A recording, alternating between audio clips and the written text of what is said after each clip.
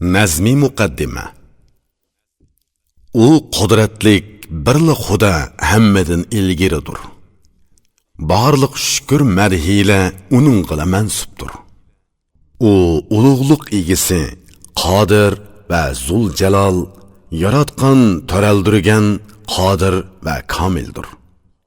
Yer ko'k bilan xaloyiqning egisi, ya'ni hamma uchun rizqni tayyorladi, kulib turib yegin. Xudo hammaga hisobsiz rizq berguchidir, hammani yegizidu, lekin o'zi yemaydi. Hamma jonliqlarni hargiz osh qo'ymaydi, ilkidagi hammani yegizidu, ishkizidu.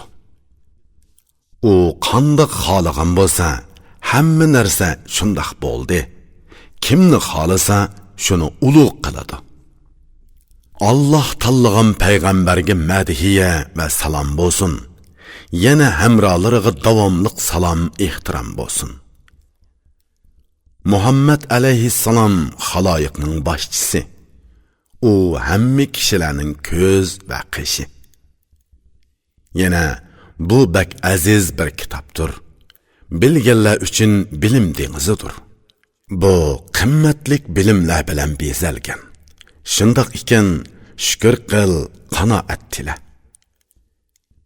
Kitobning hamma yeriga donishmandlar so'zlarining parchasi unchidek tap-takshi tizilgan. Sharq podshohi Machinlar begi dunyodagi bilimlik, idroqliq yaxshilar borliqi bu kitobni qo'liga elib o'zlashtirgan, xazina ichida saqlab asragan. Biridan biriga meros bo'lib qolgan, o'zi tutib boshqalarga bermagan. Bu kitob foydaliqdirki, hech ziyni yo'q. Ko'plagan turklar buning ma'nosini tushunmaydi. Bu kitobni tushunganlar mazmunini bilalaydi. O'qigan, yozgan, ya'ni savodli bo'lsa tushunalaydi. Bu kitobning so'zlari qo'l va ko'z bo'lib yo'l ko'rsatadi, ikkili dunyoda ishni o'ngshaydi. Machin va Chin hakimlarining hammasi birdek bu kitobni yaxshi deyishdi. Hamma turk, Chin va Sharq allarida dunyoda buningdek boshqa bir kitob yo'q. Kitob qadrini bilimlik biladi. Idroksiz kishidan, ya'ni nodonlikdan boshqa nima keladi? Kitobni ko'rganlar odamga bermagulik. Agar do'sting bo'lsa-mo, ishonmagulik. Chunki bilimsizlar buning qadrini bilmaydi. İdraklıqlar o'qib uni asraydi. Muallif uni Bug'roxon zamonida xon tili bilan bayon qilgandir. Bundaq kitobni avval kim bayon qilgan? Bundan keyinmi kim bunchalik o'z bayon qila olsin? Qani kim bo'lmasin, mushundaq yoza olamdi? Yozalig'ini bor bo'lsa, uni maqtayman. Har qaysi shahar, kent, o'rda saroyda kitobni boshqacha ot bilan otadi. Har bir elning dono hakimlari shu elning yo'soni bo'yicha ot qo'ydi. Chinliqlar shohlar adab qoidasi deyishdi. Machinliqlar mamlakat sirdishi deb atadi. Mashriq elidagi ulug'lar bu kitobni amirlar zinnati deb to'g'ri atadi. Ironliklar buni shohnoma deydi. Turanliklar qutadg'u bilik deb tushunadi. Ko'ginki har qaysi alla o'xshamagan tillardagi turlik so'zlar orqali uningga har xil nomlarni berdi. Yana bu kitobga ot qo'ygan ulug' va yaxshi bandasini Xudo kechirsin. Ey bu kitobni qabul qilguvchi, bu turklar tilida yozilganiga ajablanguchi. Qara, bu kitob hammaga yaraydi. Shohlar uchun el yurtni uzun boshqarishga foydali. Mamlakatni idora qilguvchi kimlar bo'lishini, uningga nima qilish kerakligini hakimlar so'zlagan. Shohning qo'g'dilishi va buningga keraklik vositalar, mamlakat tuzishning tartib shartlari, mamlakatning xarob bo'lishi, turaqliqligi nimidan yoki mamlakatning yiqilishi, davomli turishi va boshqalar. Yana cherik askar qo'shinlarning qandoq to'planishi, yer va yo'l tepishi, bularning tartibimi kitobda ochiq tanlab ayrim ko'rsatib berilgan. Yana mamlakatni mahkam tutqichi kishining yaramliq erlarga ish topshirganligi ko'rsatilgan. İdraklik loyiq biri lozimki, chiroqqa oy nurini beg'ishlagandek bo'lsin. Xalqning shohlarda haqqi bor. Shohningmi xalqdagi haqqi ravodir. Yana puhrolar uningga rioya qilsin. Shohmi puhroning jon tenini asrasin. Qaysi bir shoh urush qiladigan, jang paytida lashkarlarni qandoq tuzishni, dushman sheriklarini qirish uchun qandoq hiyla ishlatish lozimligi so'zlanadi.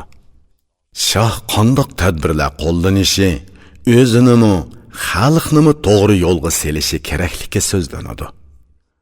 Bu yangilig'i shohni xalq so'yadi. O'zgilarmi yuzini ko'ray deb oldiraydi. Öz omadlik deb bilib xizmatga ba'zilarni yaqinlashtirgulik, ba'zilarni yiroqlashtirgulik. Bir munchilarni puxtalik bilan yaqin tutish, ba'zilarni asqatmaydi, yomon deb yiroqlashtirish kerak.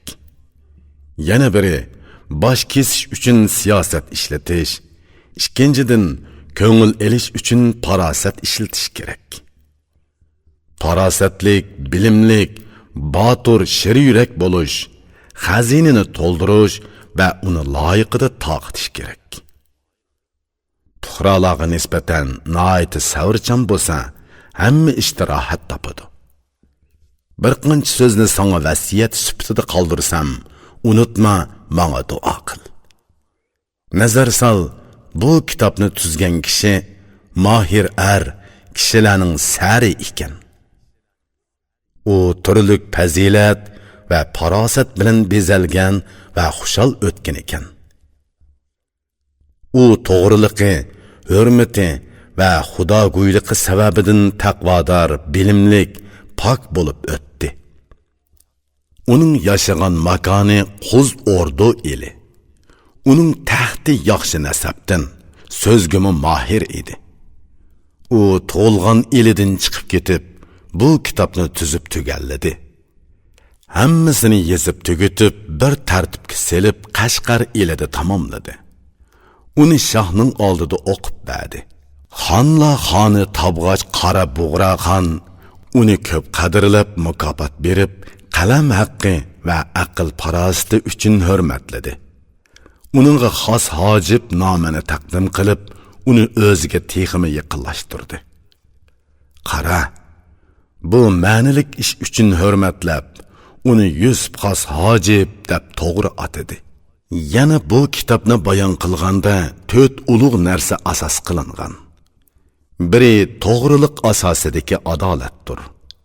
Ikkinchisi davlat, baxt, iqboldir. Uchinchisi ulug'lik bilan aqldir. To'rtinchisi qanoat bilan salomatlikdir.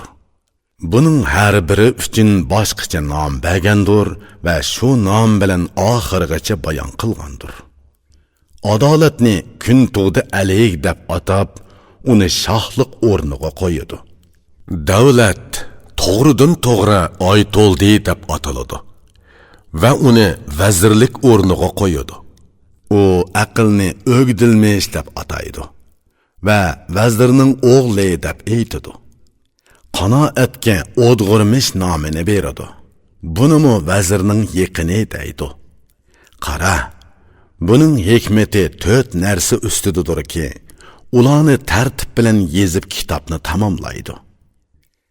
Arabcha, tojikcha kitoblar ko'p. Bizning tilimizda bu yegona hikmatdir. Bu kitobning hurmatini bilimli kishilar biladi. Bilimning qimmatini aqlli kishilar tushunadi.